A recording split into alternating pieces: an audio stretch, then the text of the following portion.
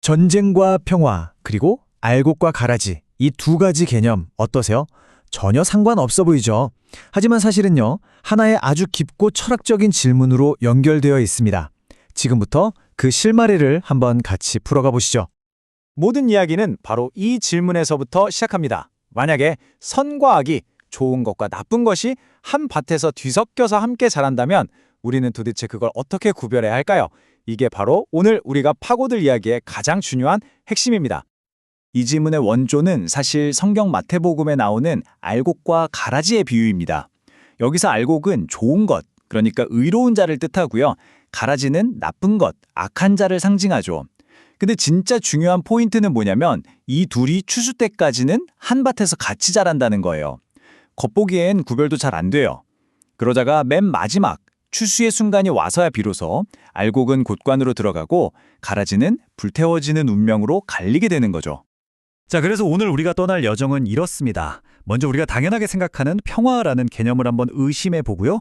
그러다 보면 회남자라는 아주 오래된 책에 담긴 지혜와 만나게 될 겁니다.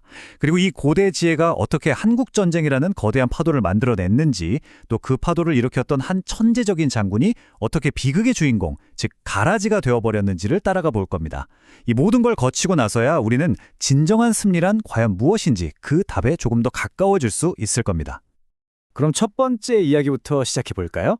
평화, 그 전쟁의 또 다른 이름입니다. 어쩌면 우리가 믿고 있는 평화가 사실은 거대한 환상이 아닐까 하는 좀 도발적인 생각과 마주할 시간입니다. 이런 말이 있습니다. 평화는 믿을 게 못 된다. 그저 전쟁이 잠시 쉬어가는 시간일 뿐이다. 생각해보면 좀 섬뜩한 말이죠. 이게 무슨 뜻이겠어요?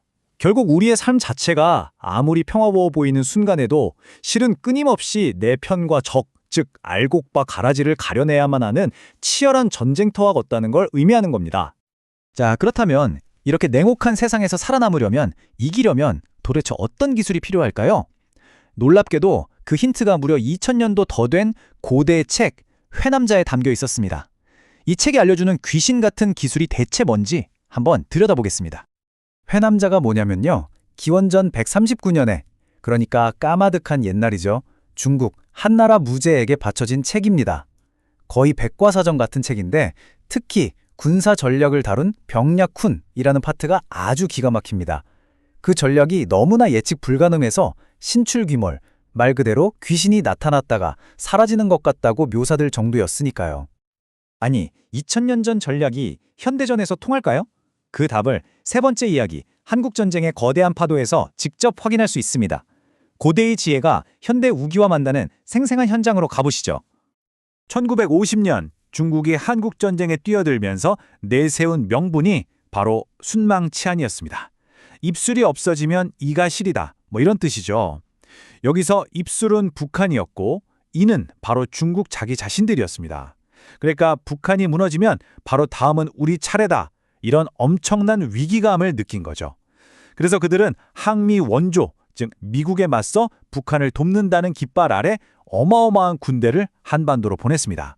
그리고 그들이 깔고 들어간 기본 전략은 바로 지피지기였습니다.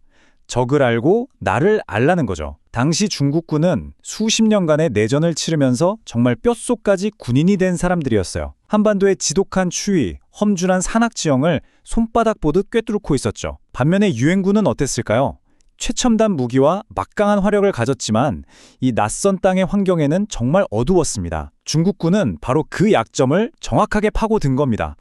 여기서 정말 흥미로운 게 바로 그들의 전술인데요. 우리는 보통 중국군 하면 인해 전술, 그냥 머릿수로 막 밀어붙이는 걸 생각하잖아요. 근데 실상은 훨씬 더 정교하고 무서웠습니다. 바로 3.3 전술이라는 건데요. 자, 보세요. 병사 3명의 하나의 공격조를 이루고요. 이런 공격조 3개가 모여서 하나의 분대가 됩니다. 그리고 이 분대들이 하나의 목표물을 향해서 사방에서 동시에 덮치는 거예요. 이건 그냥 단순한 공격이 아니에요. 상대방의 혼란과 공포를 극대화시키는 아주 무서운 심리전이었던 거죠. 그러니까 이런 3.3 전술을 기본으로 해서 적을 깊숙이 끌어들였다가 강한 곳은 슬쩍 피하고 약한 곳만 골라치고 또 주머니처럼 포위해서 완전히 섬멸해버리는, 마치 2000년 전 회남자의 병법이 책에서 튀어나와서 살아 움직이는 것 같은 그야말로 신출귀몰한 전술들을 복합적으로 구사한 겁니다. 그 결과는요, 정말 압도적이었습니다. 세계 최강이라고 불렸던 유엔군이 압록강에서부터 역사에 남을 대패를 당하면서 한강 이남까지 밀려나야 했으니까요. 특히 영하 30도가 넘는 혹한 속에서 벌어졌던 그 유명한 장진호 전투에서의 후퇴는 이 고대 전략의 위력이 얼마나 무서운지를 전 세계에 똑똑히 보여준 사건이었죠. 하지만 이야기는 여기서 끝나지 않습니다. 네 번째 이야기, 가라지가 된 장군으로 넘어가 볼까요? 이 위대한 승리를 이끌었던 천재 전략가의 너무나도 아이러니한 몰락을 한번 따라가 보겠습니다. 이 모든 승리를 설계하고 지휘한 인물, 바로 중국 인민지원군의 총사령관 팽덕회 장군이었습니다. 그는 한국전쟁의 승리를 이끈 그야말로 살아있는 전설이었죠. 팽덕회 장군의 삶 자체가 하나의 거대한 알곡과 가라지의 비유 같았습니다. 전쟁터에서 그는 회남자의 병법을 완벽하게 구사해서 승리를 거둔 그 누구도 부정할 수 없는 완벽한 알곡이었죠. 하지만 전쟁이 끝나고 정치의 세계로 돌아오자 상황은 완전히 달라졌습니다. 문화대혁명 때 마오쩌둥에게 바른 말을 좀 했다는 이유로 그는 하루아침에 쓸모없는 가라지로 낙인 찍혀 숙청당하고 결국 비참한 최후를 맞이하고 맙니다. 그의 삶이 우리에게 뭘 보여주는 걸까요? 바로 이겁니다. 아무리 신출규모란 전략의 대가라고 할지라도 거대한 정치라는 소용돌이 속에서는 한순간에 가라지가 되어서 불태워질 수 있다는 것. 이것이 바로 역사가 보여주는 냉혹한 교훈입니다. 팽덕회의 이 비극은 우리에게 마지막 질문을 던집니다. 전쟁터에서의 승리조차 한 개인의 생존을 보장해주지 못한다면, 그렇다면 진정한 승리의 기술이란 과연 무엇일까요?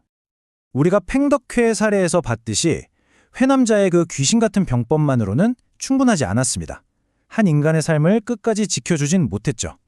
그렇다면 우리 삶에서 정말로 필요한 승리의 기술, 진짜 병법이란 과연 무엇일까요? 결국 가장 신출규모라고 궁극적인 전략은 바로 우리 자신의 삶 속에서 무엇이 알곡이고 무엇이 가라지인지를 구별해내는 분별하는 마음, 바로 그 분별심이라는 결론에 이르게 됩니다. 전장에서 적을 무찌르는 기술보다 더 중요한 건 사람과 상황의 본질을 꿰뚫어보는 지혜라는 것이죠. 자, 여러분의 삶에서 알곡과 가라지는 무엇인가요? 그리고 여러분은 그것을 어떻게 구별하고 계신가요?